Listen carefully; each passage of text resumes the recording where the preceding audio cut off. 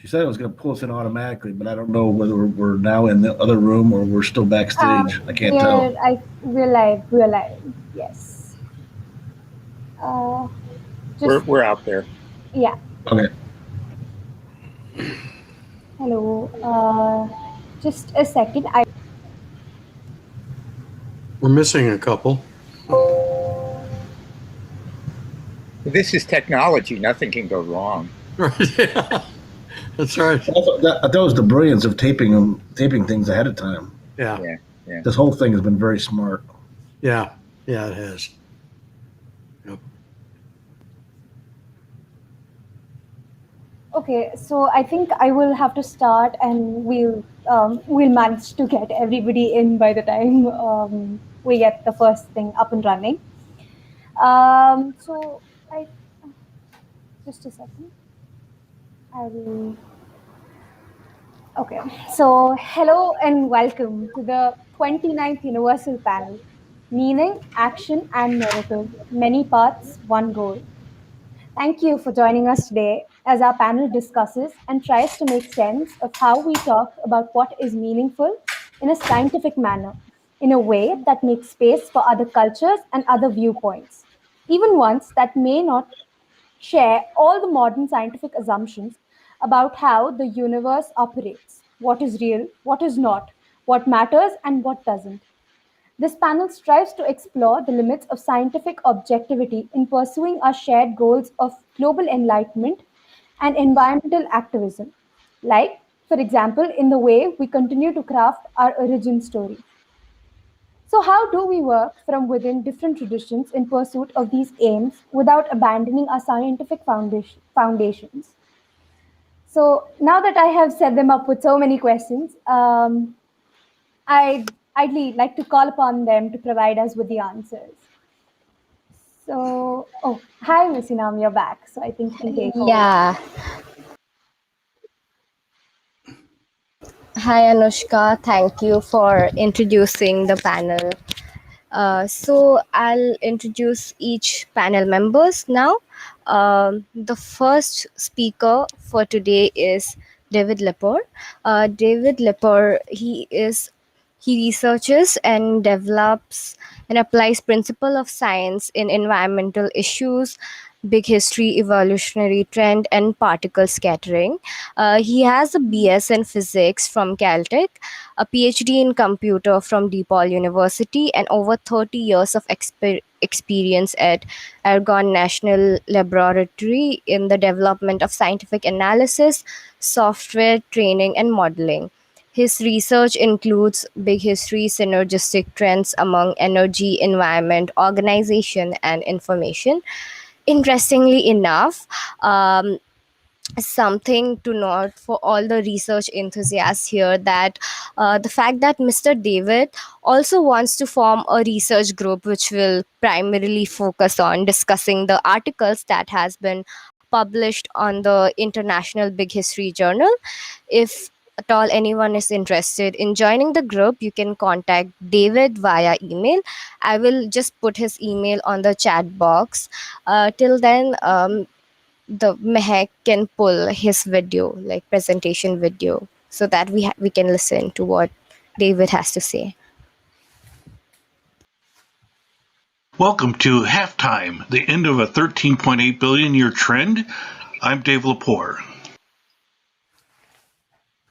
If I told you that the sun would not rise tomorrow, you would probably think I was crazy.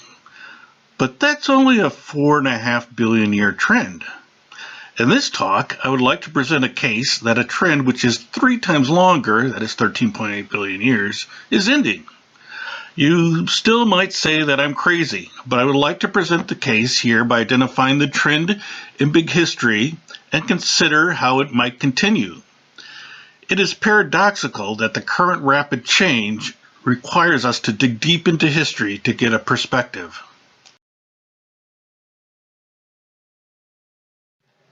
The rapid change in technology, for example genomics, robotics, and artificial intelligence, seems to be accelerated, while the social response to its potential benefits and unintended consequences seems to be lagging. This has caused many thinkers, for example Martin Rees, to question whether humans are capable of surviving this. Big history can offer a perhaps sobering perspective. The rate of change seems to be part of a much longer trend observed in the rate of major events on Earth.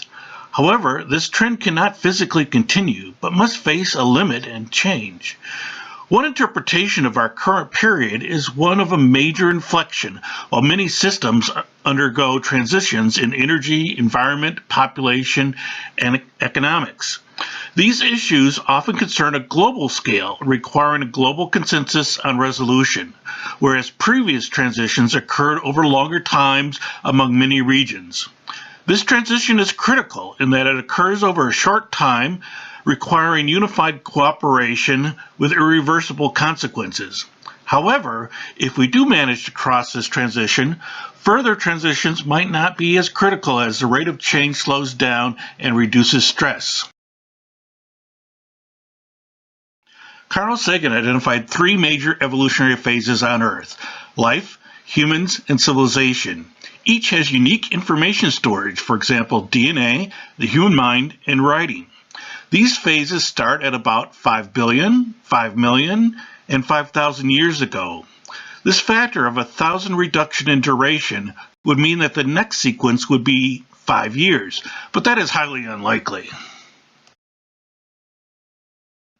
These durations can be compared to lengths. If the width of Central Park represents the age of the Earth, then 1 meter would represent human evolution, and the thickness of a dime, historical civilization. The length of Central Park would represent the age of the universe, which is about 3 times the age of Earth.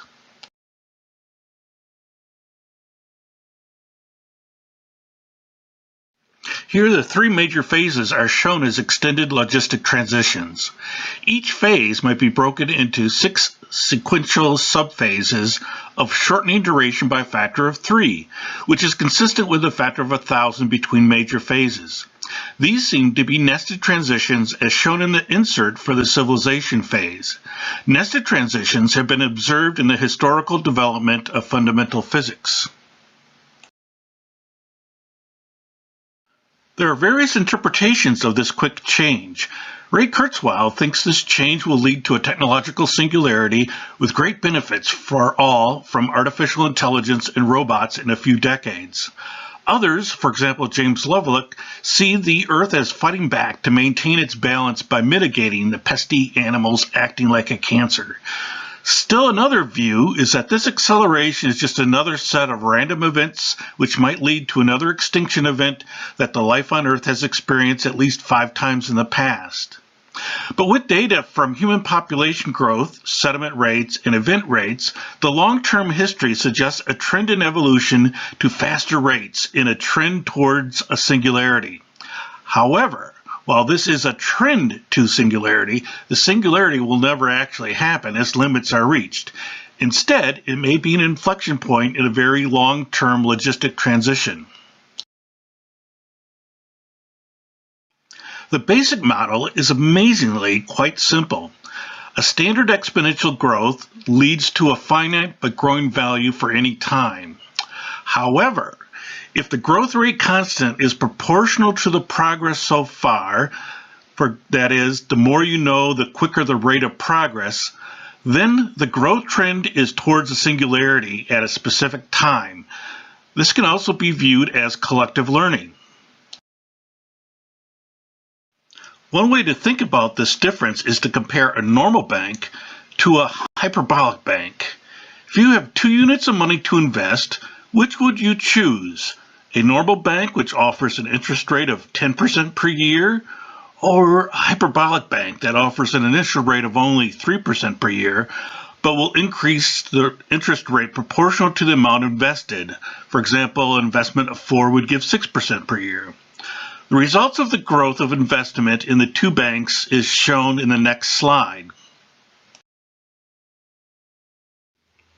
The results of the growth of investment in the 2 banks is shown here, with time going from left to right. The value in the normal bank continues to grow over time, doubling every 7 years, that is, exponentially. The value of the hyperbolic bank is below that in the normal bank until the 32nd year. By the 33rd year, there would be 4 times as much in the hyperbolic account. After 4 months more, the amount in the bank would be infinite. Of course, this is not possible. Metaphors are an important way to facilitate understanding of new processes. This metaphor is constructed based on the transition fueled with a limited supply of fossil fuels from the sustainable pre-industrial society to another more advanced sustainable society. However, to realize this potential, society must transition to a sustainable energy supply since fossil fuels are dwindling. A major question is whether this global transition can be completed at the same time that global development continues to improve lifestyles and economic opportunities. To help understand some of the complex relationship and challenges in this transition, a metaphor is developed of the evolving technological society as a rocket, which once launched needs to reach a critical velocity and altitude before obtaining a sustainable orbit. The basis for the metaphor is that there are 2 stationary locations for the rocket: the ground, similar to the pre-industrial society, and a stable orbit, similar to the advanced technological society.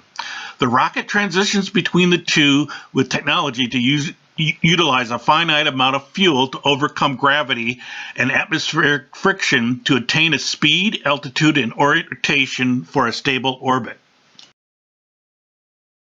The main metaphor is that just like a rocket, the society advances with a limited fossil fuel that is initially on an unsustainable path. After launching from the safety of the ground, there is another sustainable solution, for example, the orbit of the rocket. Both systems, rocket and civilization, have to reach the second stable situation before their limited amount of fuel runs out. There are also many similar issues, such as achieving stability, transitioning to new stages, and passing through the atmospheric friction. Currently, we do not have a set of equivalent monitors or controls.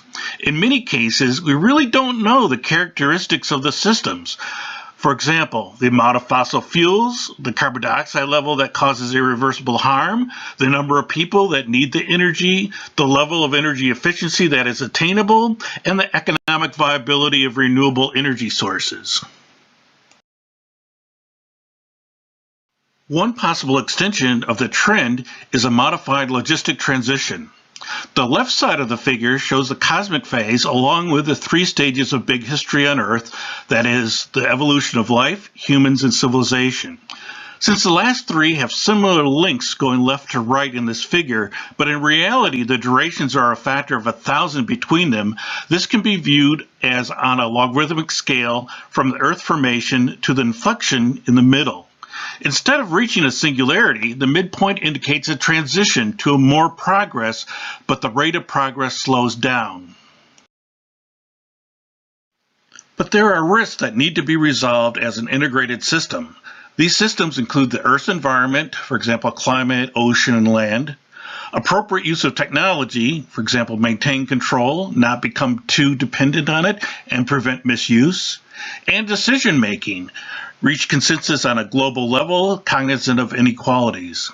Since this is a large inflection transition, others have identified this transition as a possible big filter. That is, this might be one of the most difficult transitions for planetary civilization. The implications are that the probability of successfully navigating this transition might be low. Since change in many sectors are happening fast with potential irreversible effects and limits, we can look to history for perspective. One interpretation of the long-term trend in big history indicates an inflection instead of a singularity. This is why the 13.8 billion year hyperbolic trend seems to be ending, for example, in population growth.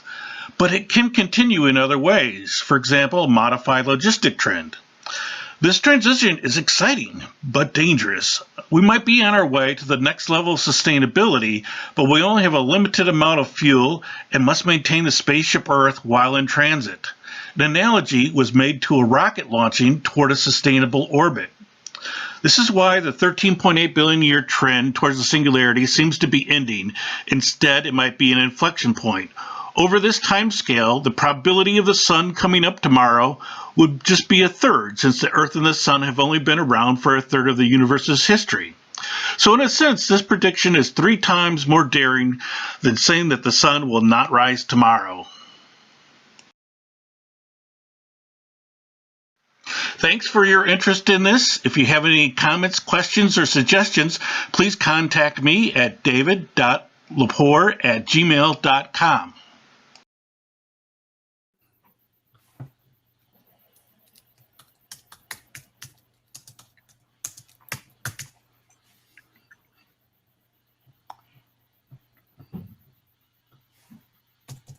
We seem to have lost our host.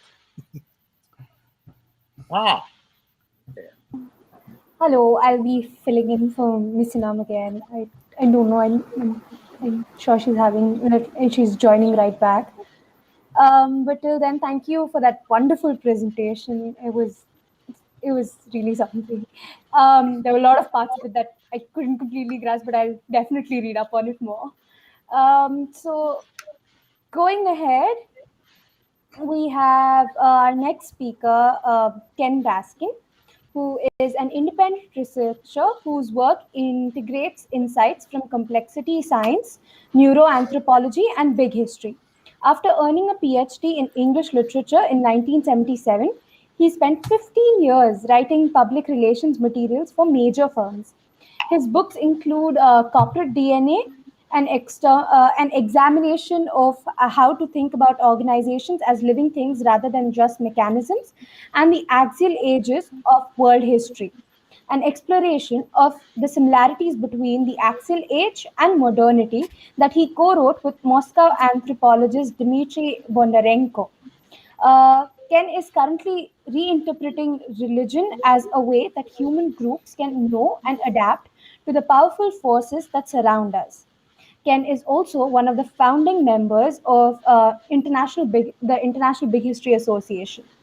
So without further ado, I think we can have his presentation. Thank you. we humans have always been fascinated by the majesty of the evening sky. But by 10,000 years ago, that fascination was becoming increasingly practical as the growing population became more and more dependent on agriculture. So it was important to know when to plant and when to harvest. By 5000 BC, the astronomer priests of Sumer had realized that the sun makes its annual journey through all 12 constellations of the zodiac. And in Egypt, they realized that the agricultural season began when the constellation Sirius and the sun rose in the eastern sky at about the same time. By 3000 before the But by 10,000 years ago, that fascination was becoming increasingly practical as the growing population became more and more dependent on agriculture. So it was important to know when to plant and when to harvest. By 5000 BC, the astronomer priests of Sumer had realized that the sun makes its annual journey through all 12 constellations of the zodiac. And in Egypt, they realized that the agricultural season began when the constellation Sirius and the sun rose in the eastern sky at about the same time. By 3000 before the Common Era, the population of Egypt had reached an unprecedented 1 million people. How would the elite govern this experiment in social complexity? Well, they created narratives that would allow them to communicate the principles of order they had found in examining the cosmos. For instance, the Egyptians had a goddess, Ma'at, who represented right order in the cosmos and society. Now, these are the two types of cosmologies that we'll be talking about. The scientific computational cosmology used to understand this cosmos and the skies, and the narrative mythic cosmology that we used to help order society. The important thing is that we live in a world today that demonstrates Einstein's observation that the important problems can't be solved with the logic that created them. For us, it's problems like global warming or or the possibility of mass extinctions. And what I want to explain is that in the past, societies facing the same sort of existential challenge used their mythic cosmology and changed them in order to create new ways of thinking that allowed them to solve those problems. My argument is that the IBHA, because the discipline holds cosmology at the very heart of what it's about, is in a unique position to lead the discussion today on how we need to change that mythic cosmology to encourage this new thinking. And I want to ask three questions. First, well, answer three questions. First, what do I mean by a mythic cosmology? Secondly, what is the current state of that cosmology? And third, what can the IBHA do about it? Now, I define mythic cosmology very much the way David Christian defines an origin story. Quote, a shared map of understanding that shows members of the community their place in a rich, beautiful, and sometimes terrifying universe. Similarly, Joseph Campbell defines it as an image of the cosmos that will explain everything you see. That is, mythic cosmology is a way for people to learn how to think about their everyday experience. Let me give you an example. In ancient Egypt, the main challenge was to deal with the cycle of birth, death, and rebirth that was what the Nile was about. It would flood every year, the crops would grow, they would die, and then there'd be a flood again. So maybe the best myth to come out of that is the Isis-Osiris myth. So Isis, the goddess of fertility, and Osiris, the god of the abundance of the Nile, ruled the world. Then one day Seth, the brother of Osiris, became jealous, killed his brother, chopped him into 14 pieces, and scattered him through the world. Isis went out with several other gods. They gathered the pieces. Isis magically reintegrated him so that Isis and Osiris could conceive Horus. When Horus grew up, he engaged in an ongoing battle with Seth, the battle between order and chaos. Now, this is important socially, not just to give the feeling of this cycle, but also because Horus would come to represent the pharaoh, whose main function was to maintain order and to assure the abundance of the harvest. Most pre-modern cosmologies work very much the same way. Among their functions are creating a shared identity, as we've seen, creating a shared way of thinking about the world that allow people to cooperate successfully. And finally, and this is the one I want to emphasize, to have a means of changing the mythic cosmology so you can have a new way of thinking when it's needed. The best example is the Axial Age, 800 to 200 before the Common Era, when the societies in Greece and Israel, India and China all transformed in very similar ways. Let me give you an example because it makes the dynamics very clear. In 587, Babylon invaded the southern kingdom of Judah, destroyed its capital, Jerusalem, razed its temple, and marched most of the existing elite off into captivity in Babylon. By all rights, Judah's culture should have collapsed, just as the culture of the northern kingdom, Israel, collapsed in 732 when the Assyrians did the same thing. But something very interesting happened. Probably it was a child of the elite that was marched into Babylon, sat down with all the existing fragments of the mythology both cultures had, and integrated them into a single text. He's called the redactor, the final editor, and the story he tells is the heart of what we consider the Jewish Bible, from God's creation of the world through to the return of the king of Judah from exile in Babylon in 560. But what he really did was to perform a mythic shift of epic proportion. In the Middle East at that time, if you were conquered, the assumption was either your God wasn't as strong as the God of your conqueror, or your God had abandoned you. Well, the redactor said, no, that's not true. God did not abandon Judah. The people of Judah abandoned their God by worshiping Baal and Astarte and other Canaanite gods. And what they can do is return to prosperity if they follow the ways of the one true God. This allowed the people of Judah to avoid that feeling of being helpless victims who were overwhelmed from the outside, and to see themselves as active agents whose own behavior had called forth the wrath of their own God, and who could return to prosperity if they followed his way. The power of this way of thinking you can see in the history after 70 of the Common Era, when the Romans dispersed the Jews out of Israel and they formed communities all over. And in many of them, there was this cycle of hard work and prosperity, and finally being expelled, as the Jews were expelled from England in 1290 or Spain in 1492. And once again, it allowed them to look at what had happened not as an act of greed and prejudice by their hosts, making them victims, but as the result of their own behavior and the retribution it called forth from their God. As a result, the Jewish people, a stateless culture, was able to create Western monotheism, set the stage for Christianity, and even to a certain extent for Western modern science.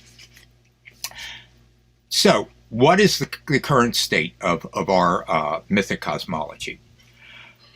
Well, it's in a precarious place right now. We're in the kind of situation that Einstein described, where we have existential challenges like global warming or the possibility of hackers bringing down the internet that can't be solved by the logic that we've used to create them. We need a new way of thinking. This is the redactor's predicament all over. And when we look at the current cosmology, it's pretty much, the scientific cosmology is pretty much capsulized in the Big Bang cosmology. Big Bang leading to life on Earth, leading to heat death in the universe at some time in the future. It's been popularized since 1980 when Carl Sagan made Cosmos, and its proponents refer to it as an evolutionary epic. And E.O. Wilson calls it, quote, probably the best myth we will ever have. As with the Egyptian mythic cosmology, which had at its heart the ordering principle of birth, death, and rebirth, our cosmology has Newtonian physics at its heart. And that is, the world is composed of passive material things that are moved by the forces of nature to create chains of cause and effect. And the mythic cosmology that grew from it is maybe best stated in Francis Bacon's work, where he talks about the scientist as torturing nature in order to reveal its secrets so that they can be applied in inventions like the printing press that will build what Bacon called the empire of man, that is, to recreate the world in a way that we human beings can be comfortable. Many of the results have been magnificent: increased lifespan, pulling the majority of the world's population out of poverty, the incredible increase in knowledge we've experienced. But there have also been negative effects. First of all, the emphasis on innovation has created industrial processes that have spread pollution throughout the world and created weapons of mass destruction that have the potential to destroy life on the planet. The emphasis on cause and effect logic have made it very difficult for us to see and understand problems like global warming, which have many causes interacting so that the problem is emerging rather than coming forth step at a time. Also, the individualism that's built into it, as if each human being was a molecule of gas, has created Hobbes' nightmare, a society of the war of all against all. And we see that in the social scientists who have such trouble explaining altruism, even though cooperation has been absolutely essential to human survival from the very beginning. And so the question for us is, what can the IBHA do to encourage a new thinking more appropriate to our age? Or as David Christian said, how do we complete our cosmology so that it will include meaning, awe, and mystery? Or, as I put it earlier, return to our sense of wonder at the majesty of the evening sky. Fortunately, an answer is already in the process of developing. There's an ongoing discussion in fields from evolution to economics that is in the process, I believe, of replacing the mechanistic, Newtonian way of thinking with a more organic way that emphasizes interconnection. And the question for the IBHA is, how can we lead the effort to translate that into a mythic cosmology that can be widely accepted? And much of this is already happening. What I'm talking about is focusing on it, because it really is critical, and it really has everything to do with the title of this conference, to change the world. I have two thoughts. First is that we need to incorporate the findings in other fields that are exploring this transformation. I'm particularly fond of complexity theory because its principles will help us sharpen our methodologies and ground us much more tightly into the latest scientific knowledge. Another thing we can do is to build bridges to other societies, other disciplines that are doing these things, so that we can cross-pollinate and work together, because we have to work together. No one group of people is going to be able to make this change. This is an enormous change that I hope will happen over time. And it's the only way I know that historically that we've been able to change the way we think so we can deal with these existential challenges. I hope you agree, because I think it's essential that we move on, and, or maybe even better, move back to that sense of wonder at the majesty of the night sky. Thank you.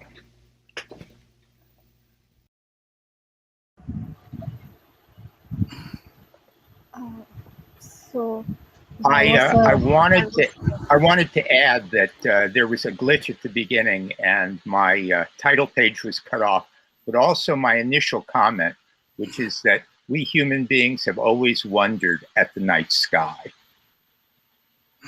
No worries. Thanks for adding that now. So the next speaker that we have right now is David Blanks. David Blanks is a professor of history in Arkansas Tech University, Russellville, Arkansas in the USA. He's also one of the board members of International Big History Association. David is a medievalist by training, specializing in religious and social history. He lived in Egypt for more than 20 years while teaching at the American University.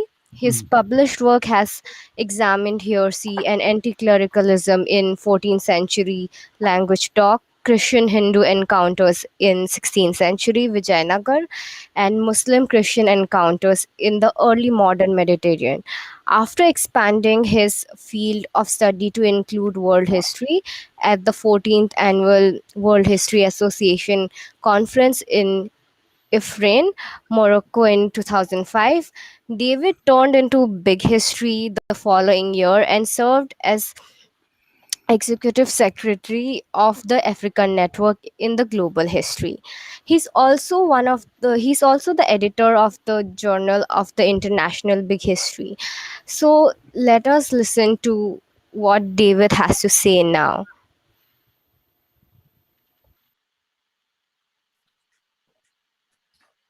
When we started talking about doing this panel a long time ago, our ideas were heading in one direction, but as the conference came together, they started moving in a new direction. And so I've changed the title of my paper to Global Change in the New Cosmology, and it's a reaction. When we started talking about doing this panel a long time ago, our ideas were heading in one direction, but as the conference came together, they started moving in a new direction. And so I've changed the title of my paper to Global Change in the New Cosmology, and it's a reaction to the presentations that we've just heard by Ken Baskin and Dave LePoire. At the beginning of his paper, Ken suggests that there are two ways of looking at the notion of cosmology, one mythic, the other scientific, hence his notion of two cosmologies. David doesn't use that term, but he talks about the need for a new perspective, a need driven by rapid and arguably out of control technical change and its attendant demographic and environmental consequences. He argues that we're in a transition phase, or at least he hopes we are, and he sees big history as an emerging perspective that will be useful in smoothing a global transition to a more sustainable future. Ken wonders how we can complete the process, that is, fulfill the potential of this new perspective that David and Ken and all of us share. Thus, in many ways, these two papers align well with one another and agree on the causes, concerns, and consequences of the material and cultural trajectory that we now find ourselves on. And yet there are some subtle but significant differences, and I would like to pose some questions about the ways in which we might address the accelerating technological change and the lagging social response that David is concerned about, and the possibilities for completing the cosmology that Ken is talking about. Do social, environmental, and technological changes cause us to develop new perspectives? Or do the ways in which we conceive of our world bring changes to it?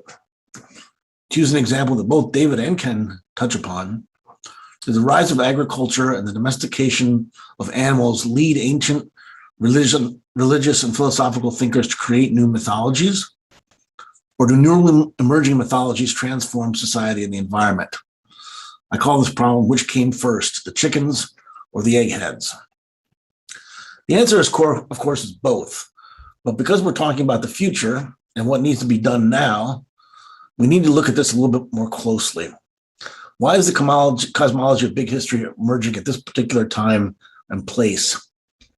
What does that tell us about ourselves and our world? Most importantly, what do we do with big history? Can scientific knowledge really claim to be universal? And can universal history help us reach a global consensus with which we can address global concerns? Contrary, though, to the myth that big history has written for itself, I do not believe that it is a new cosmology. And this is what I want to explore in this paper, so as to get back to the questions of what we can do with it.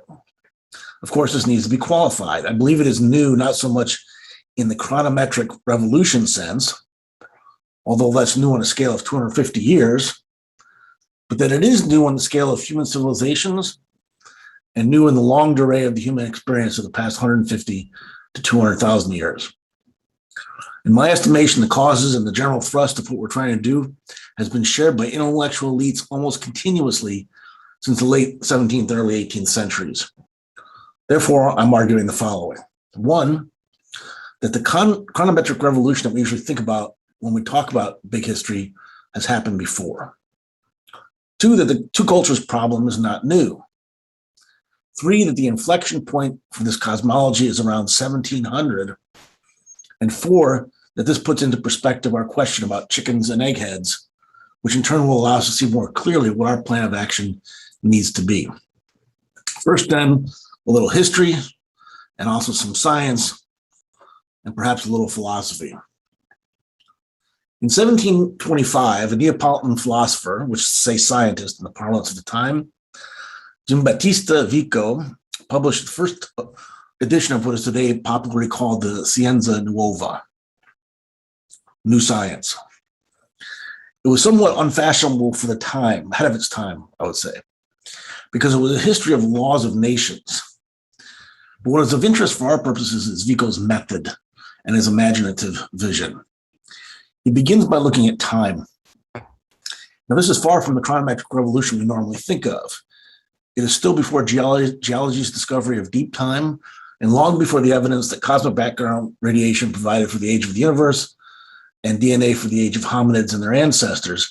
But the approach is the same. Vico begins by debunking the claims the Egyptians make for themselves about the age of their civilization. It does the same thing with the Chinese. And he sort of champions the Greeks and the Romans. But the point is that he's trying to understand time and human history in a scientific way. He's trying to understand the age of the earth and the age of the oldest civilizations so as to write a universal history of the laws of mankind. He uses that exact phrase. He calls his new science a universal history. He wants to establish an accurate chronology of the world, one that will be, quote, accepted as true even by the most rigorous critics in order to discover what he calls the ideal eternal history. And he wants to do this by making history more scientific. When Vico calls his endeavor the new science, it can be properly translated as new knowledge, or I suppose as a new way of looking at things, new cosmology. This, I would like to argue, is the first big history. Not all of the components were in place, so maybe we could say proto-big history, but many elements, including a new understanding of time that led to a quote-unquote universal history, and the idea of wanting to make the study of the entire past of all the nations more rational, more logical, and based upon evidence. All that is there. Likewise, the underlying motivations bear some resemblance to our current desire to return to a form of universal history. In Vico's case, in 1725, the aim was to usher in an era of greater social justice. Yet, as I said, Vico was ahead of his time, which might hold a lesson for us. Or perhaps we could say that the times hadn't yet caught up with his ideas, which is a key point in what follows. Now, one might counter by saying that by the broad definition I'm using, the actual age religions were types of big history too, as are all creation myths and origin stories. And you'd be right, but that's not what I'm talking about here. This is a study of modernity of the past 300 years or so.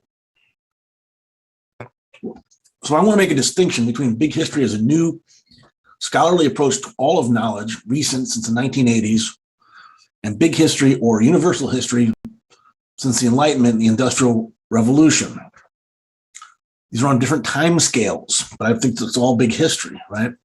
In the context of the last 250 to 300 years, our contemporary model of big history does seem new. But if we pan out to the scale of human history, then this new cosmology emerges in the middle of the 18th century. And we can learn some things from that. I would argue that this is the scale at which we have to look at it in order to answer Dave and Ken's questions. Vico lived the life of an unknown, lonely academic, and his books languished in obscurity. But it wasn't too long before other thinkers, motivated by their own concerns for the future, began to come to similar conclusions. Already by 1749, Le Comte de Buffon, in his overly ambitious Histoire naturelle, felt that to write the history of mankind, it was necessary to begin with the formation of planets and the geology of the earth. 1749. In Epics of Nature, Les Epoques de la Nature, 1778, he begins with the formation of the solar system and estimated the earth to be around 75,000 years old. Changes in chronology and a universal approach to all the past seem to go hand in hand. And in Epics of Nature, Buffon explicitly warned about the impact of humans on the earth. Man, he wrote, can have an influence on the climate he inhabits and, in a manner, fix its temperature at any point that may be agreeable to him. And, what is singular, he says, it is more difficult for him to cool than to heat the earth. 1778.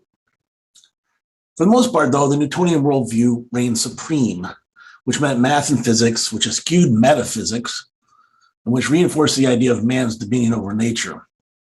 This was a central concern for some, especially for the Romantics and German idealists, who, long after Vico's death, took a renewed interest in his work.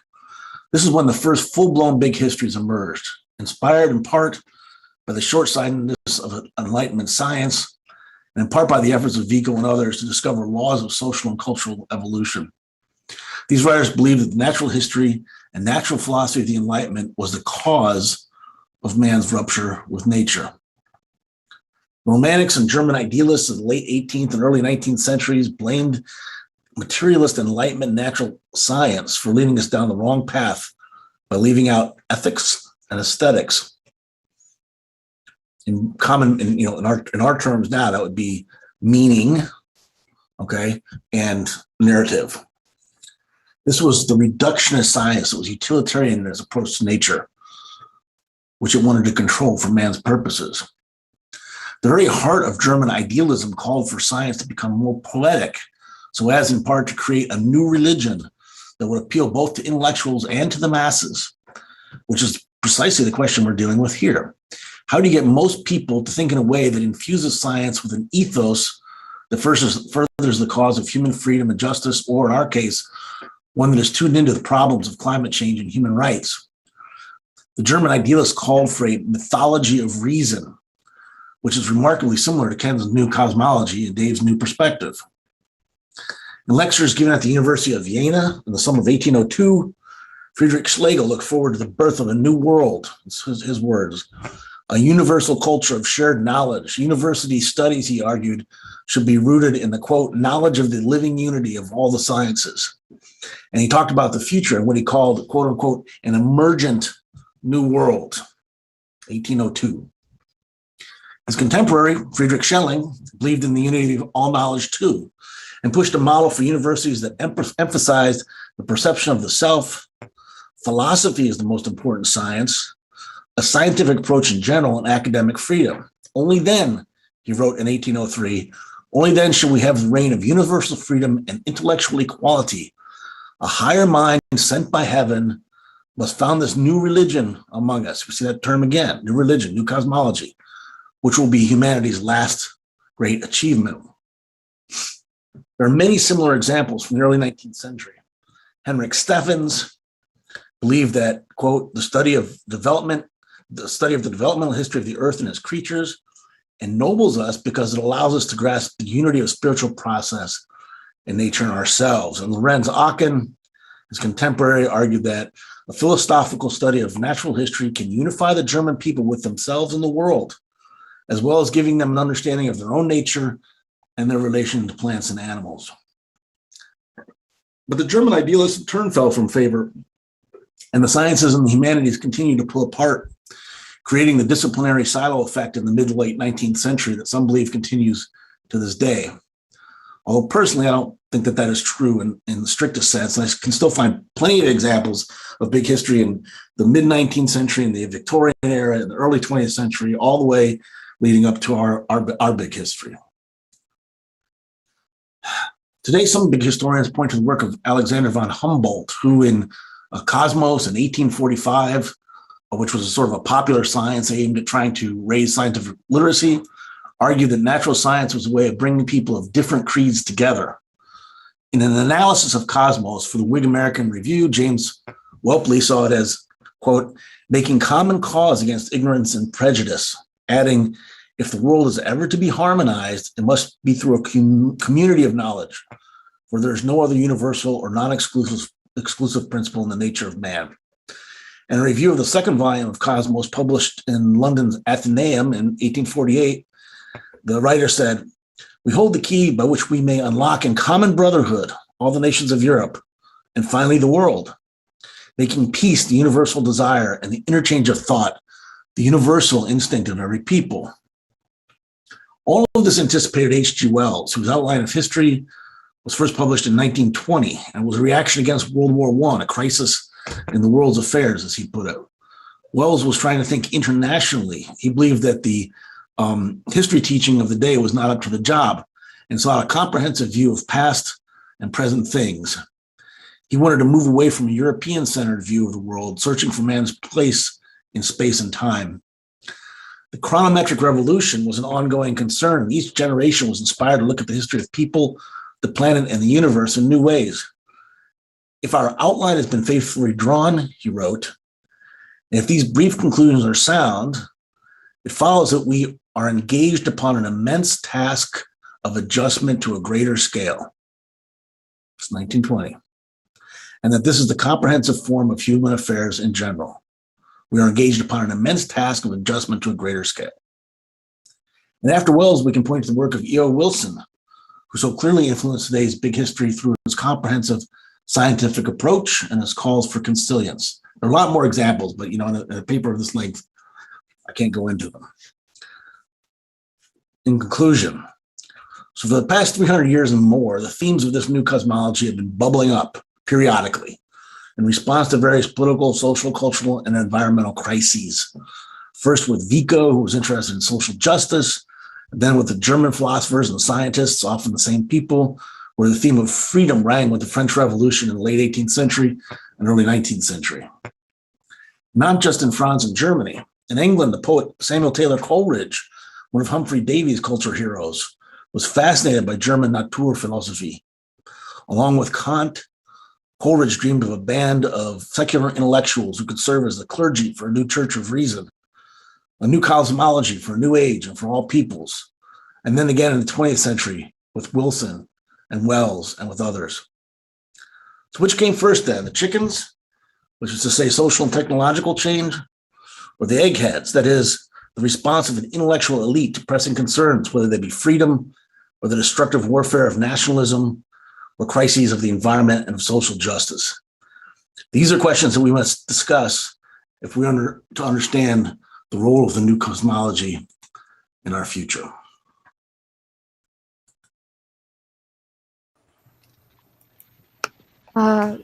Thank you, David. That was like a really insightful and comprehensive presentation. Next up is Davidson, who also happens to be the last panel for this panel discussion. Interestingly, Davidson wanted a profession that could help him seek answers to two of his life's biggest questions. So he earned a PhD that bridged theology, the principle of religion, science, and the language at the University of Chicago. He served for 23 years as a Unitarian minister and became a fellow in the groundbreaking Jesus Seminar. He also engaged in the vocation of woodwork and photography. He got involved with Big History in 2014, most recently contributing a chapter on the nature of humans, science, and religion to the book Science, Religion, and Deep Time 2021. His pursuit of life's two biggest questions is still underway. The first one is, who at our best are we? And the second one is, how should we live so that when we look back, we can be glad we lived that way? So now let us listen to Davidson and what he has to say.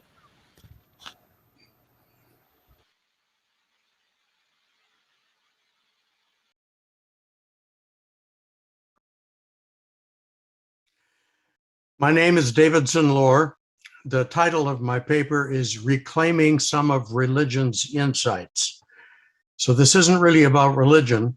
It's about some of the things we projected onto our religion and how to claim them as our own, how to translate theology into anthropology and psychology.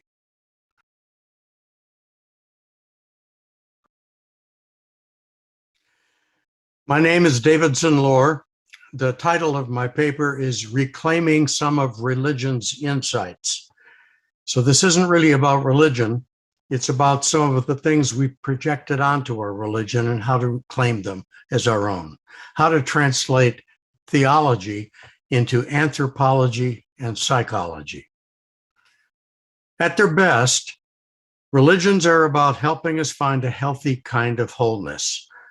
Although in the West, we often seem unaware of these depths of religion, since we too often take it literally or scientistically. I think we need ways to reclaim some of the powers that we long ago projected out onto our gods and our religions. And I think the best way to do this is through one of big history's wisest practices, asking everyone to translate from the jargon of their field into ordinary language that the average 18-year-old can understand. So my paper is an invitation for others to translate their religion out of supernatural and ambiguous language into plain talk, and find a power that they can reclaim from their religion and then share their story with others. To bring this down to earth, I'll use a specific story about what power I reclaimed and how I did it. The power in which I never really believed because I thought it just sounded foolish and otherworldly. The power is what is called faith healing. Churches and preachers often define this in ways that serve their particular theology or their advertising plan. So it sounds like something beyond our reach unless we're members of their club. But that's not true. I stumbled into how and where faith healing could actually be part of my life, so I'll tell you the story. First, just a little about me. My PhD is in theology, philosophy of religion, philosophy of science, and Wittgenstein's language philosophy, which helps explain why I'm so attracted to ordinary language. I believe, as big history also does, that if you can't put what you're talking about into ordinary language that an 18-year-old can understand, you really don't know what you're talking about. My story.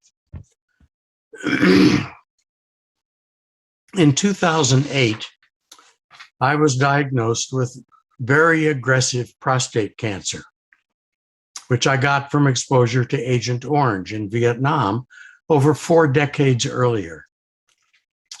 Prostate cancer is rated on a 10-point scale of aggressiveness called the Gleason scale. Some doctors say that if your number is 6 or below, you'll die with the cancer, but not of it. But if your number is 8 to 10, it means you may die both with it and of it. And unlike some other cancers, there's no chemotherapy for prostate cancer, only surgery, removing the prostate gland, and radiation can kill the cancer. My Gleason number was 9, the next to highest number there is. Once the biopsy determined that, my surgeon operated within a week, saying the cancer was too aggressive to wait. The surgery seemed to work, we thought, until 15 months later, when my semi-annual PSA test showed the cancer was still present. PSA refers to prostate-specific antigens. The presence of these antigens in the body is how they know that you have prostate cancer. So I went through 8 weeks, 39 visits of radiation therapy. Again, it worked, but only for about a year. Now, by this time, I had an oncologist with whom I just did not have good chemistry.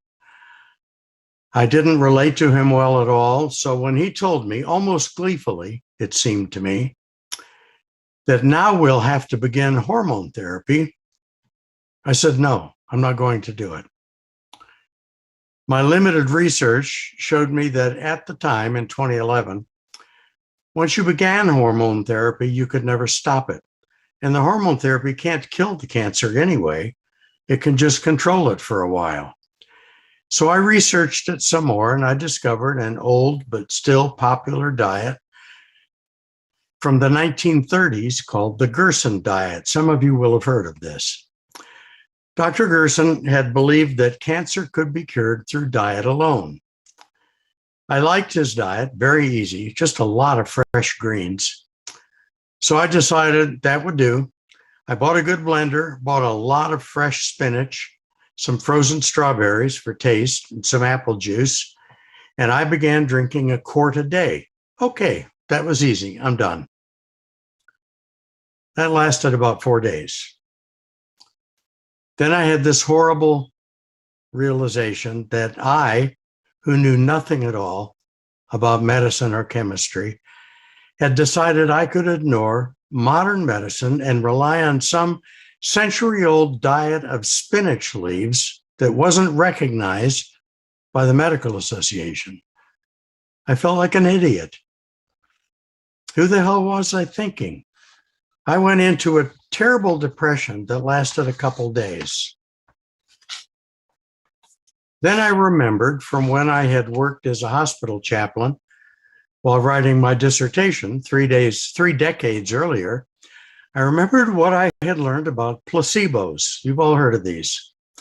Everyone knows placebos work, though no one seems quite sure how they work. At the time, I had realized that placebos were really just real-life examples of faith healing. The sugar pills called placebos only worked because the patients thought they were real medicine and believed they would work. At the time, the doctors and nurses in the hospital told me they seemed to work about a third of the time with their cancer patients.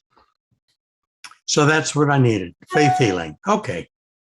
Problem was, I really knew this could not be a superficial intellectual thing.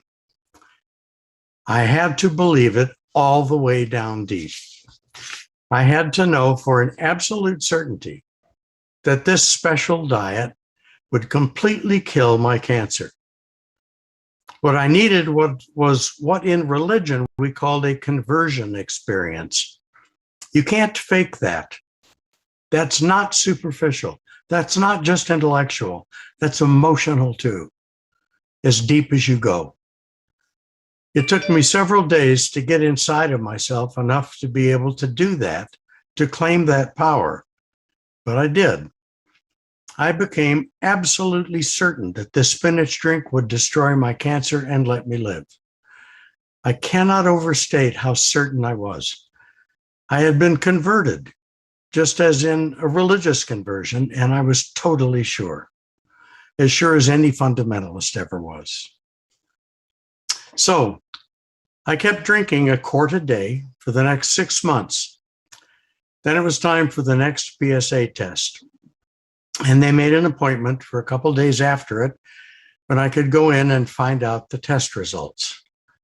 I'll confess, this is even getting to me emotionally, that the night before going in to hear the test results, I was more terrified than at any point in my life. I thought, well, you can't kid yourself anymore. Tomorrow you learn how much longer you have to live and when you will die. It was terrifying. But the test results said that the cancer was undetectable.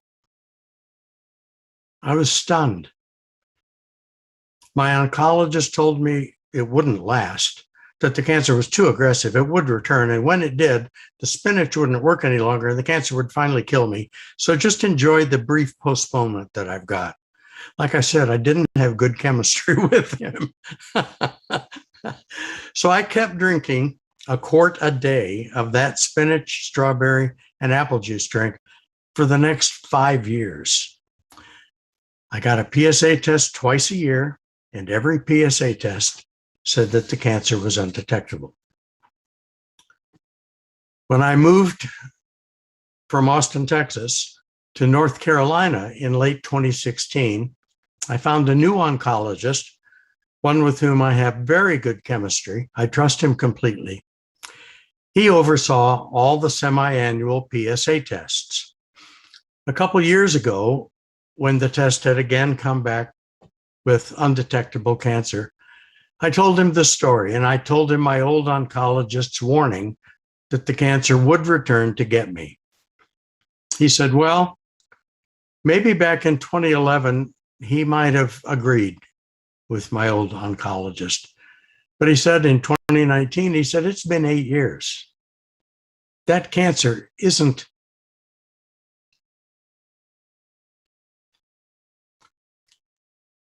This isn't just intellectual. That cancer isn't coming back. It's gone. It's now been 10 years. And every 6 months, the PSA tests say the cancer is undetectable. And so, though it doesn't sound very scientific or religious, since I don't believe in gods or theologies, I've come to realize that I have been cured of a very deadly cancer, and not by medicine, but by my own faith healing. I'm still not interested in the religious jargon that talks about gods and supernatural powers. I recognize all those as symbols and metaphors and myths. But I have reclaimed the amazing power of life over death that deep belief can have. Faith healing. That's what I've reclaimed from the religions I grew up among. I translated religion into ordinary language and translated theology into anthropology and psychology, and I owned it. Now, how about you? If you've left your religion packed in supernatural jargon, can you unpack it? Can you translate it into ordinary language that an average 18-year-old kid could understand? Or have you already done something like this? If not, what might you reclaim from the otherworldly language of your religion that you could share with others? Part of what Big History is about is trying to create some small but dynamic communities of people who have found more wholeness and can communicate that method of finding that wholeness clearly to others, regardless of their scientific or religious beliefs. What might you do to help us grow this life-giving community of healthy wholeness? That's the invitation. Thank you.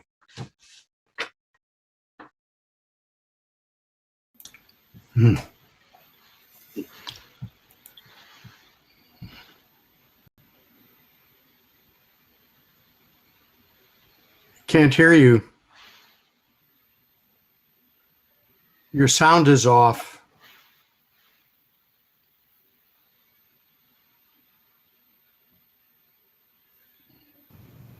There you go. No. She's not muted though. It's some sort of a technical problem. She's not on mute.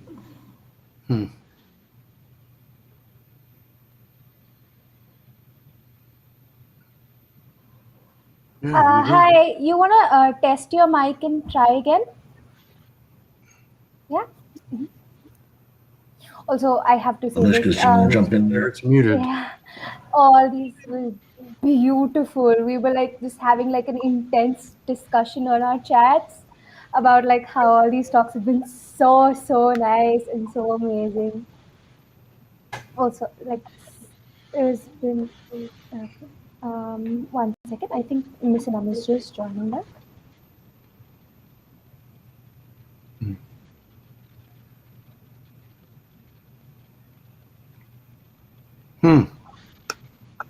No, she's muted again. It's not that. She's got a bandwidth connection problem. Okay, I think I can. Okay, so I guess what we can do till Misinam joins back, I guess, is do you all have any questions for each other? Like any questions, any comments, anything at all?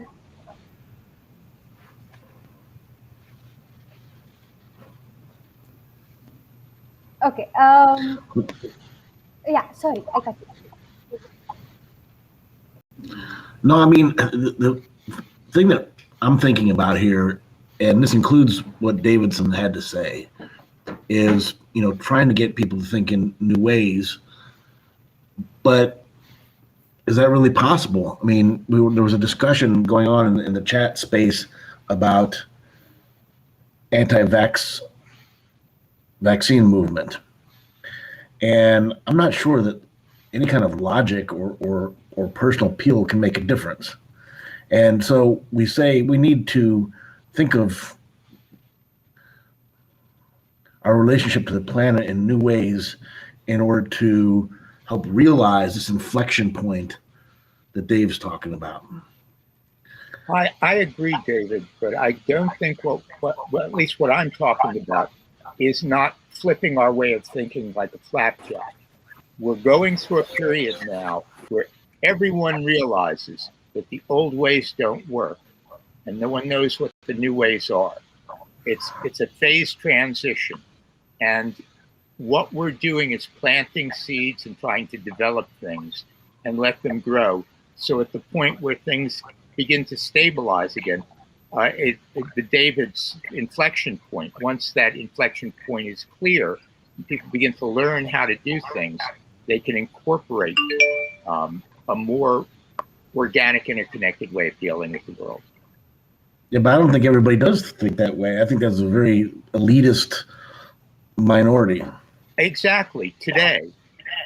But we're still moving through that transformation. And what I see is the end of the transformation is when it has a chance of developing. Well, the point that I was trying to make is that we've already done this in several waves, and it comes and goes, based upon what's happening socially, politically, and nationally, and this won't bear fruit unless the time is right.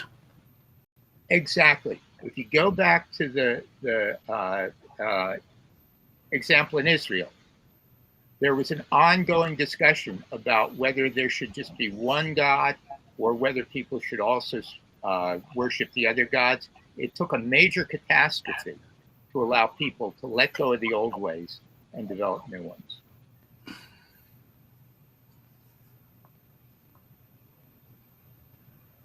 What catastrophe are you talking about, Ken?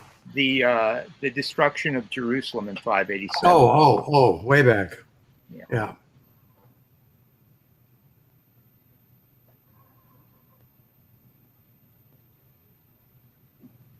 So do you all have any questions for us here?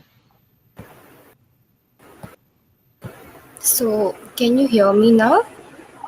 Yeah, I guess that I got some connectivity issue, but we have a couple of questions in the Q&A section. So the first one is from Anushka. I feel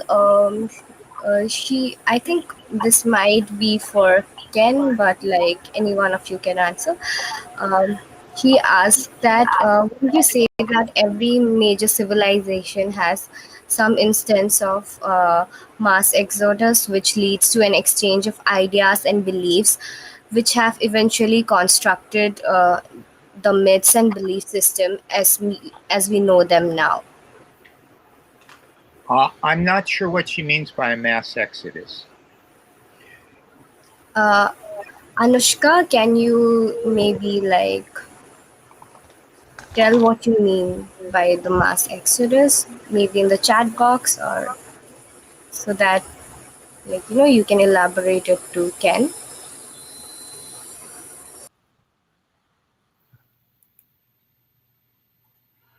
Well, some obvious things are moving from the belief that the Earth was flat to the belief that it's round, moving from the belief that the Milky Way galaxy was the universe before the end of 1924 to believing now that there may be 2 trillion or more galaxies in the universe.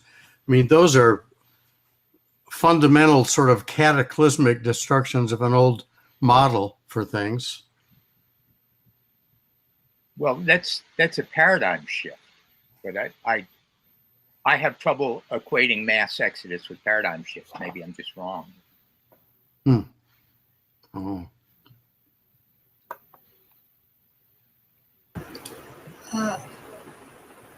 Every go ahead. No, I was just saying she said that she'll type in. Till then you.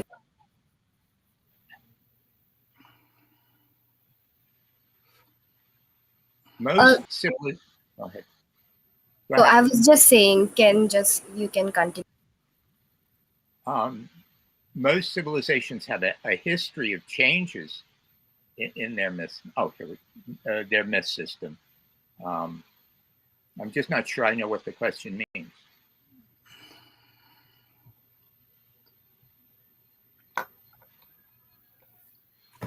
Till I think then we can move to the next one till we figure out this one. So the next question is by Nagarjuna G. Um, can you bring that question to the stage? Yeah. So I guess this question is in two parts. This is the first part, and he has written that in some other part, the rest. So the question says that in this world, we have few of us who have access to wonder since we have developed this awareness of big history, and those who are struggling to get the next meal. So, and how are we going to take along with us several of us who haven't had the opportunity to go to school? How do we share this experience and walk along with the rest? Is that possible at the inflection point? I think that's exactly the question.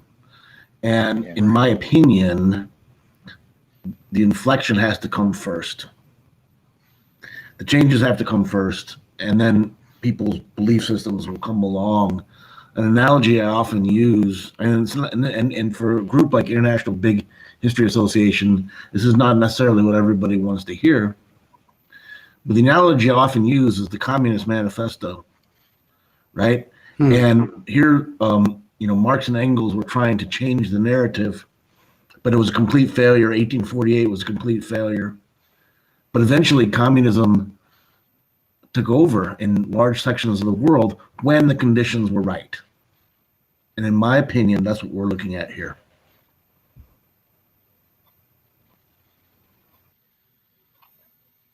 I absolutely agree, but I think it's a question of planting seeds and beginning discussion. So yeah, absolutely. But you absolutely have to go on and do it. We have to have our manifesto. Absolutely, no question. But because we've seen this pattern again and again, starting in the early 18th century, it's never going to fully take until what Dave is predicting pans out. Sorry. It seems we're facing conditions that are different from any other time that make it more likely that that's going to happen in the near future. Yeah, I think this is a very good question. It's very difficult to answer, but it's definitely out there, and that is one of the kind of ways of solving parts of this problem is kind of separating humans at different classes or whatever, right? And there's a lot of scenarios that have that. Those that have access to technologies or whatever, and those who don't. And that is, one I think we all agree we kind of don't want to have. And so how do we, not only share this experience, but, make sure kind of everyone's aboard and kind of, share this exciting, kind of journey that we have right now. And hopefully we can pull together on it and not, separate into our different tribes or whatever. A friend of mine had been complaining about this stuff to me, and we had decided that big history has relativized everything that we think we know, maybe to a greater degree than anything before. And that when that happens, what isn't relative anymore? Where do we stand that isn't relative? That isn't as clear.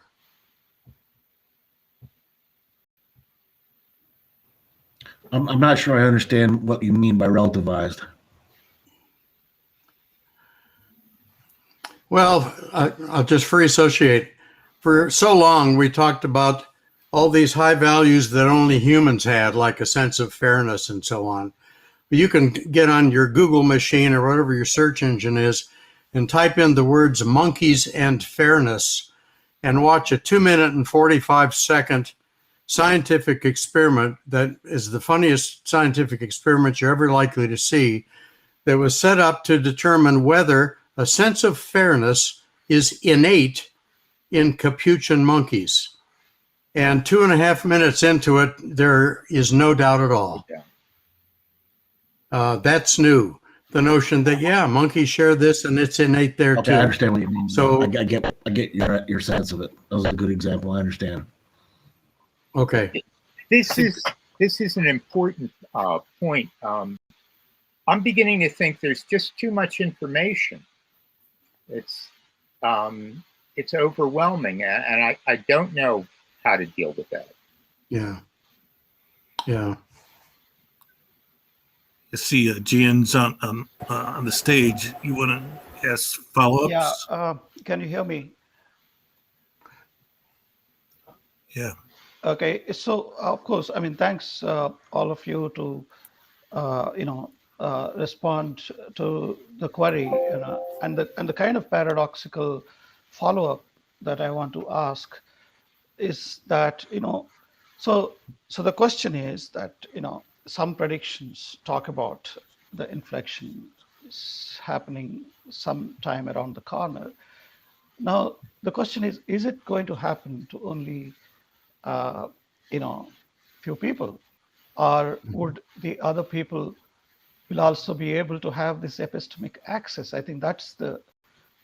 So my point is that is this actually going to happen to, like, for example, let's imagine that maybe Einstein had it already when he thought about the general relativity, kind of, a big history, right? And that's a massive one.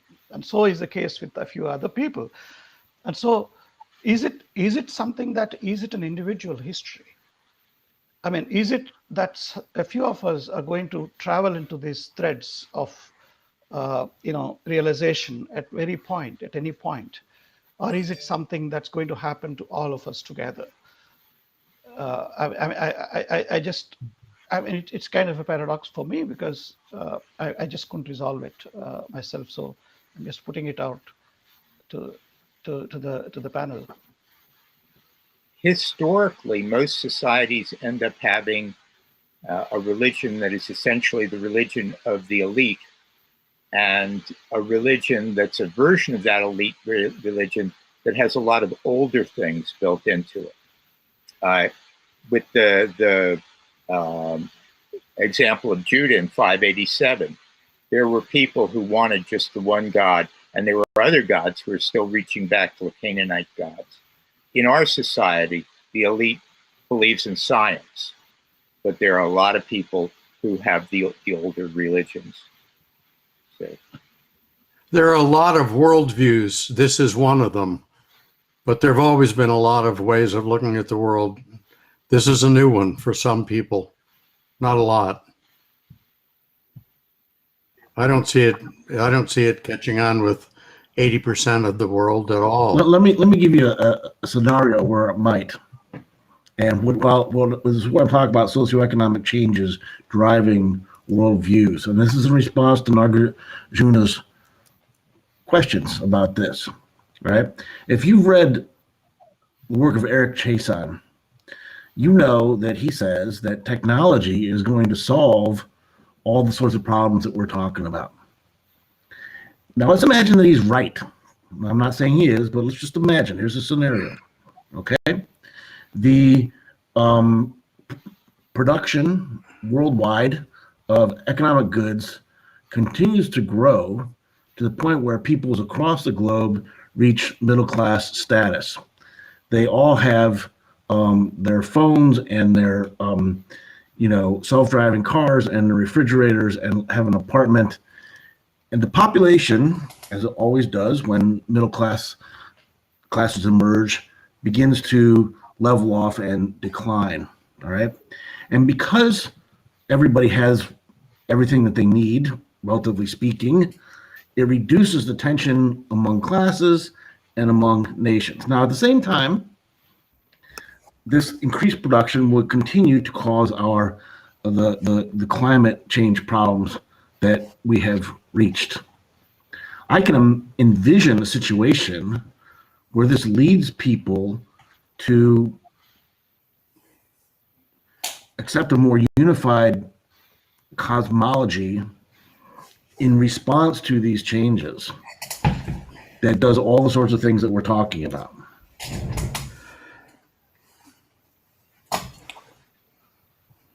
Excuse me, does Lowell Gustafson have his hand up? Yes, yes.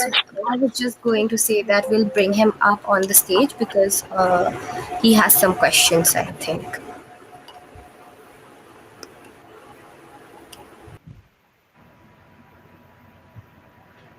Sorry, your conversation is better than my question, but thanks for letting me interrupt. Anyway, I thought Ken's analysis of the redactor was brilliant. The ancient Jewish people get captured; they're in Babylon, and the redactor's answer is, "We've got them just where we want them." And he's got a solution for it. We just have to really obey our God and things will turn out. And it works out, except then there's one tragedy after the next. There's an uprising against the Romans and they get kicked out of their own country. Then Ken mentioned they're thrown out of England, they're thrown out of Spain. The answer that he gave starts getting tired after a couple of millennia.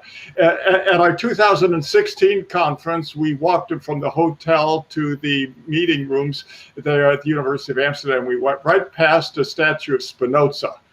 Right. And Spinoza, I think, maybe was doing a little bit like what Davidson is asking us to do. He took a great tradition and he says, look, we need to re-understand this.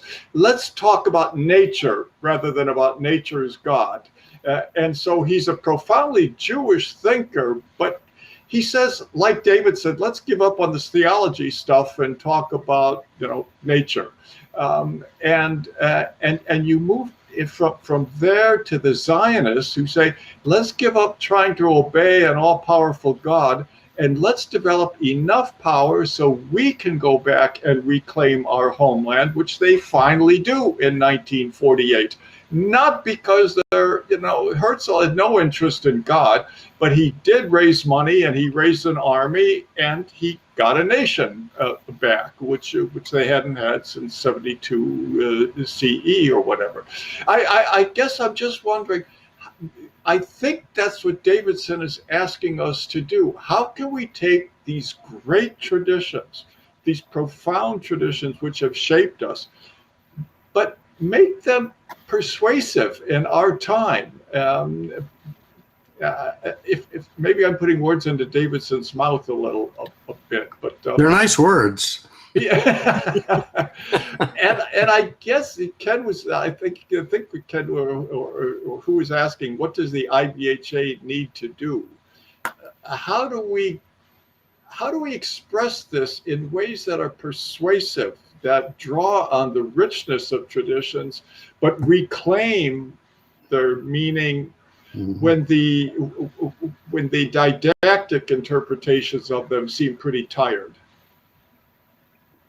Yeah, I agree. Yeah, Bruno Latour has a wonderful comment about that. Latour is one of the major anthropologists of the last 40 years and a practicing Catholic. And he says, we understand God wrong. God isn't some entity up in the sky.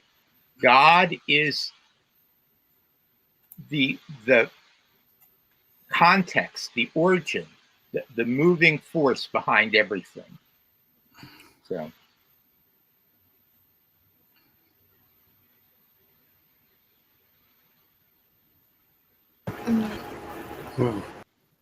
And I guess others would say, well, I don't care about the God. I am concerned with this moving force and how I can find it and assimilate it. I don't care what you call it, but I do care about the force. And if I'm part of it or related to it, how do I make it mine?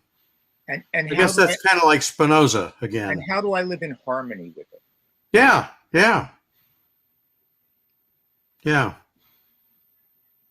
That's what shamanism was about. The shaman was someone whose job was to help people live in harmony with their world, and the people within the group to live in harmony with each other.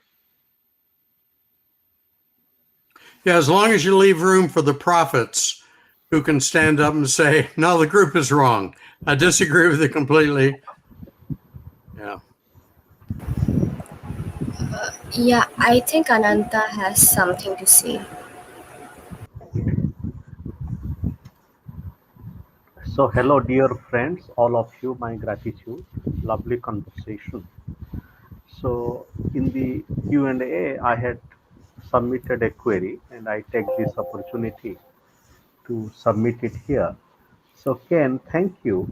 So, regarding cosmology, especially modern cosmology, what you said, that it is Newtonian.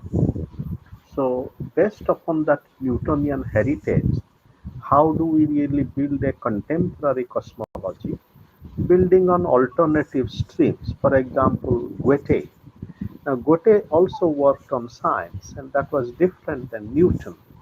But building on that, a contemporary cosmology, how does it build on transformations of science and spirituality as a planetary conversation? Because there is no one scientific cosmology.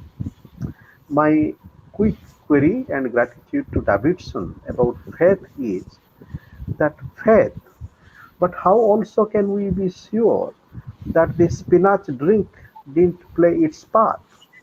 So, therefore, everything has a contribution to make. The point is, when we are speaking about faith, especially with reference to Spinoza, now how do we cultivate faith as transformative faith? And that transformation also involves transformation of what is called quote unquote blind faith. And there is a whole lot of interesting challenge of transformative faith which can be related to a new ecology of hope, as for example illustrated in our biographical striving.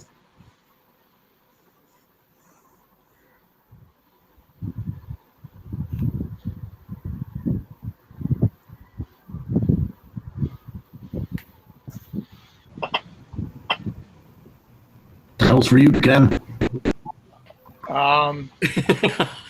Boy, I'm so glad about that. if I knew the answer to that, I'd be rich.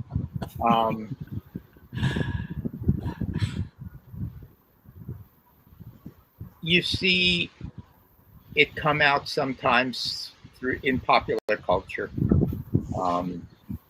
The Star Wars movies were, I think, an attempt at creating a myth for a more organic way of dealing with the world.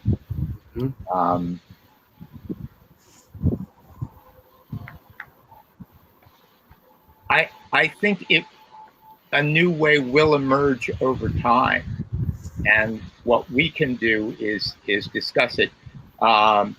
Nagarjuna points to complexity, complex system science.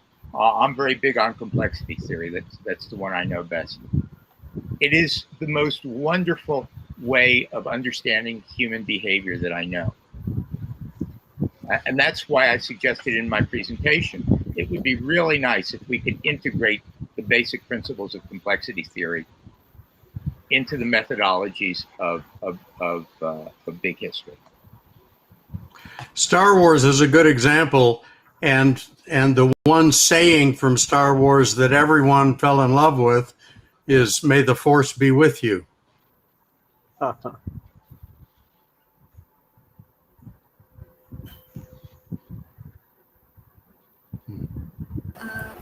So, can we take the question from the question and answer section? Like, if you all are. So, yeah, so the next question is to Davidson. It is by Kashish, I guess. Yeah.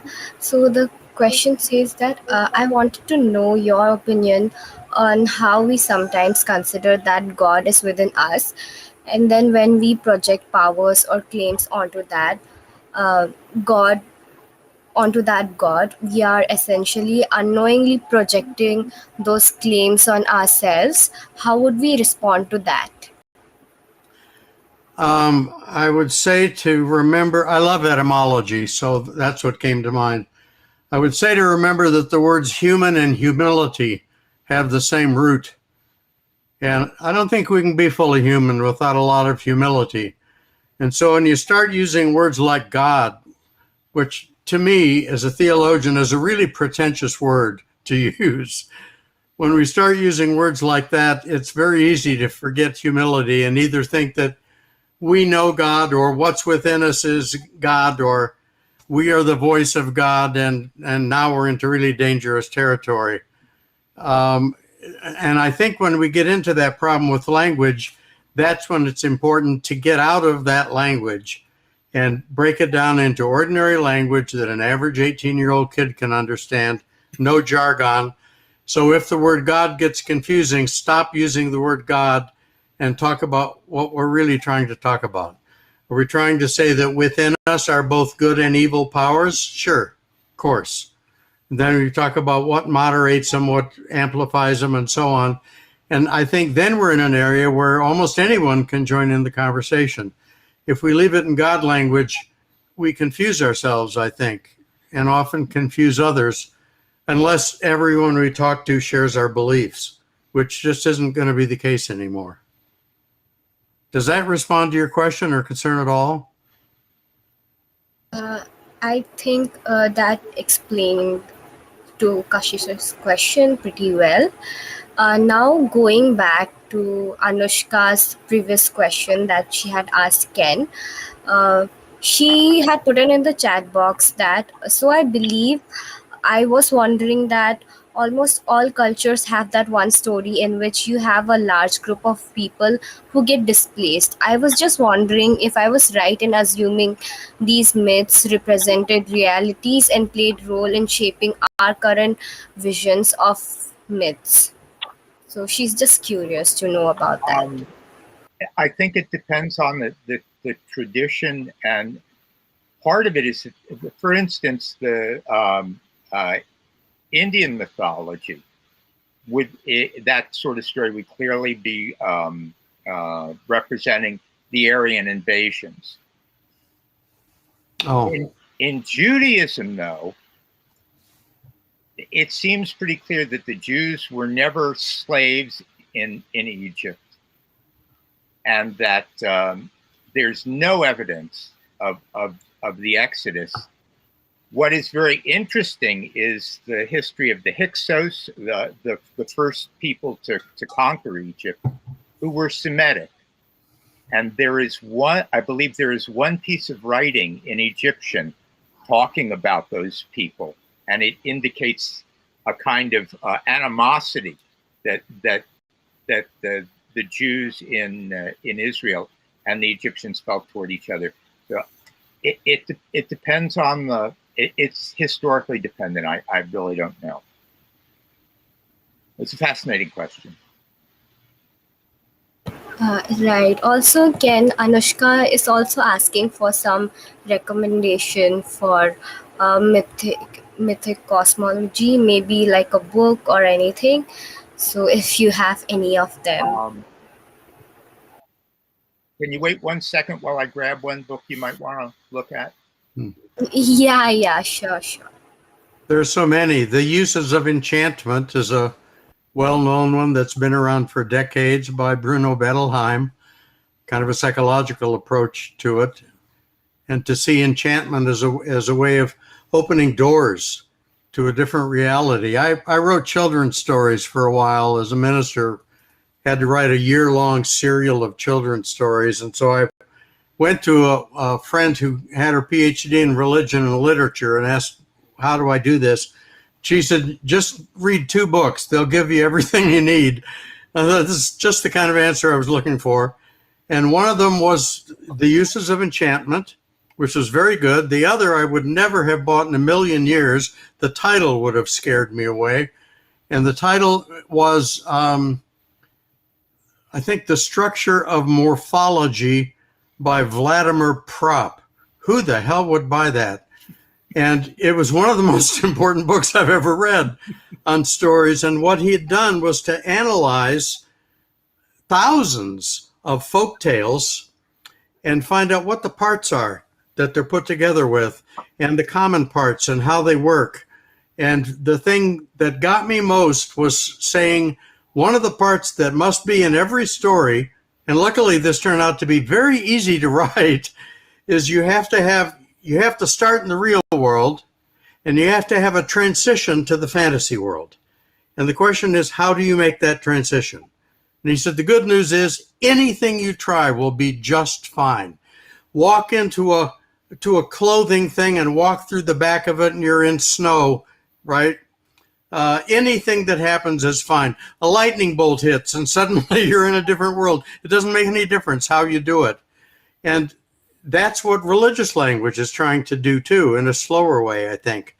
But I think having to be aware of where we are and then sort of the imaginative realm, there where we can explore things, that seems really helpful. And we just need a way to get back and forth between the two of them. This is a very interesting book. Now, I can't get it. It's Mythos and Cosmos by John Knight Lundwall. Let me put that in the chat for you. Huh. Okay.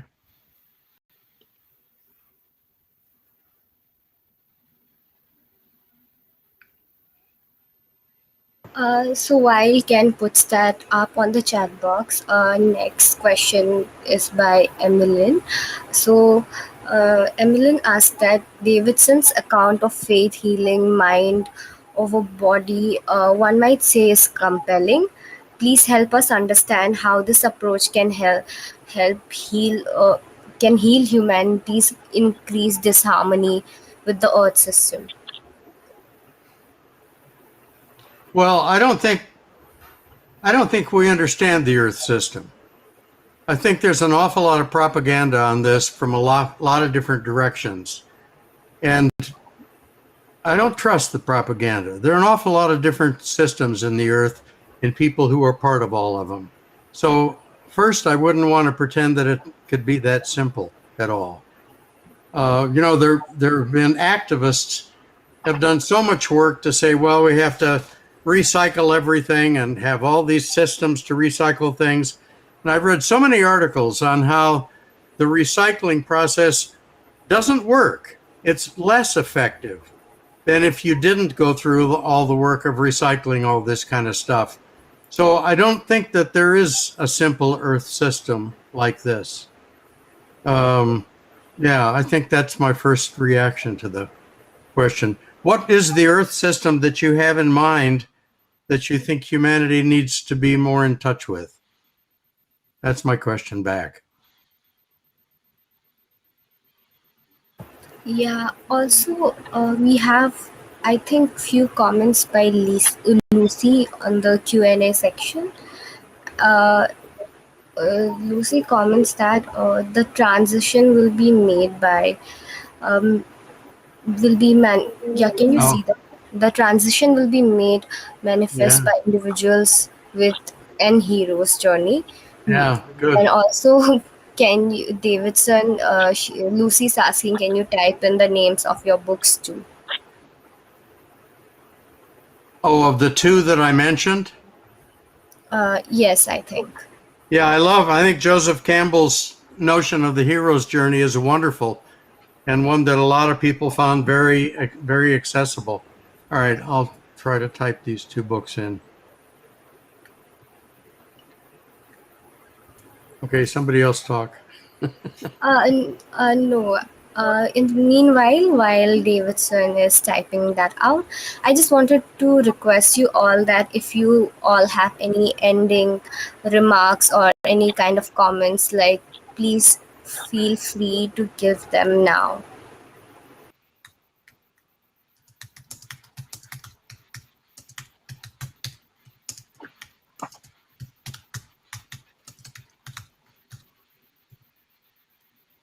Any one of you all from the panelists, if you all have like any ending comments or anything about this panel.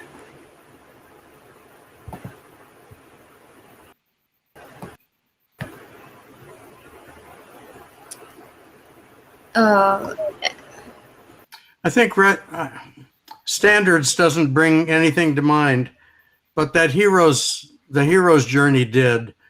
And the idea is that we need doorways to open us to seeing these things. And Campbell's notion of the hero's journey was certainly one that did that. And we need more of those. to make it easier for more people to sort of expand and get into their imagination, without feeling like they're just being foolish and losing touch with the earth. Right. I think one of the challenges that we're faced with is sort of something that Nagarjun was referring to, and that is that a big history, this new cosmology, in some ways, is built on a unified scientific view of reality.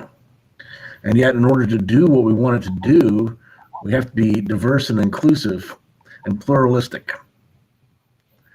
And that's hard to reconcile. Yeah. Yeah, David, LePoire, can you also say something if you have? You have been quiet for some time now. Yes, I'm just trying to see how this all fits together. And so I guess I was kind of looking more at the, big history trends and kind of what's coming up and a metaphor to take a look at it. So it kind of, was more, straightforward, I think, than some other things. But I still like, thinking of that, we're on this, this rocket that has left the ground, right? And we're very vulnerable right now. And, we're in it together, whether, anybody wanted to say or not.